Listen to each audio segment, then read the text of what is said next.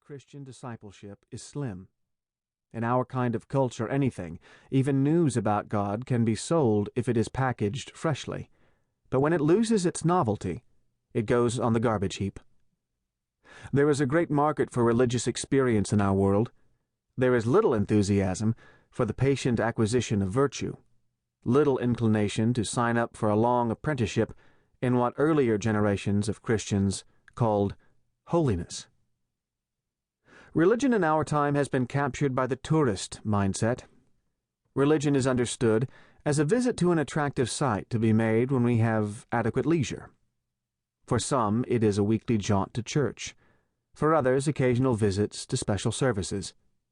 Some, with a bent for religious entertainment and sacred diversion, plan their lives around special events like retreats, rallies, and conferences.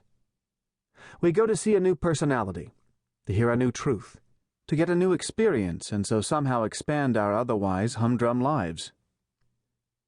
The religious life is defined as the latest and the newest: Zen, faith healing, human potential, parapsychology, successful living, choreography in the chancel, Armageddon. We'll try anything until something else comes along.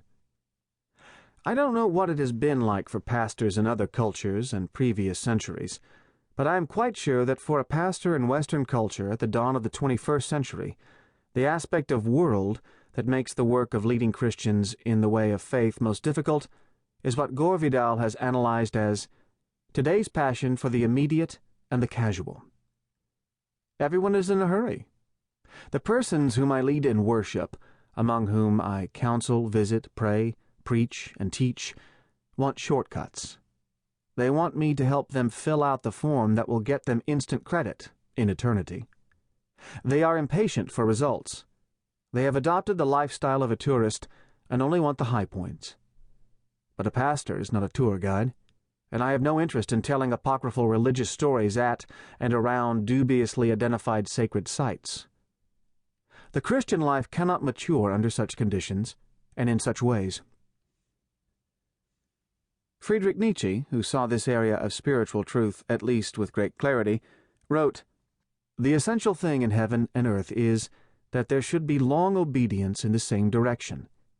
There thereby results, and has always resulted in the long run, something which has made life worth living. It is this long obedience in the same direction which the mood of the world does so much to discourage." For recognizing and resisting the stream of the world's ways, there are two biblical designations for people of faith that are extremely useful: disciple and pilgrim. Disciple, methetes, says we are people who spend our lives apprenticed to our Master, Jesus Christ. We are in a growing, learning relationship always. A disciple is a learner, but not in the academic setting of a schoolroom, rather at the worksite of a craftsman. We do not acquire information about God, but skills in faith. Pilgrim, parapaidimos, tells us we are people who spend our lives going someplace, going to God, and whose path for getting there is the way, Jesus Christ. We realize that this world is not my home, and set out for the Father's house. Abraham, who went out, is our archetype. Jesus, answering Thomas's question, "Master, we have no idea where you're going.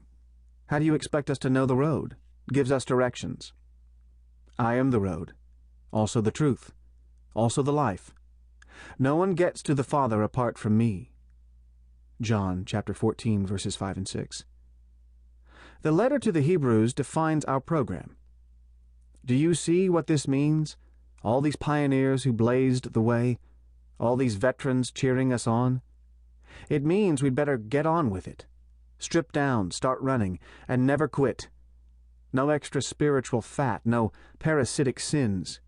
Keep your eyes on Jesus, who both began and finished this race we're in. Hebrews chapter 12, verses 1 and 2. A dog-eared songbook. In the pastoral work of training people in discipleship and accompanying them in pilgrimage, I have found, tucked away in the Hebrew Psalter, an old dog-eared songbook. I have used it to provide continuity in guiding others in the Christian way and directing people of faith in the conscious and conscientious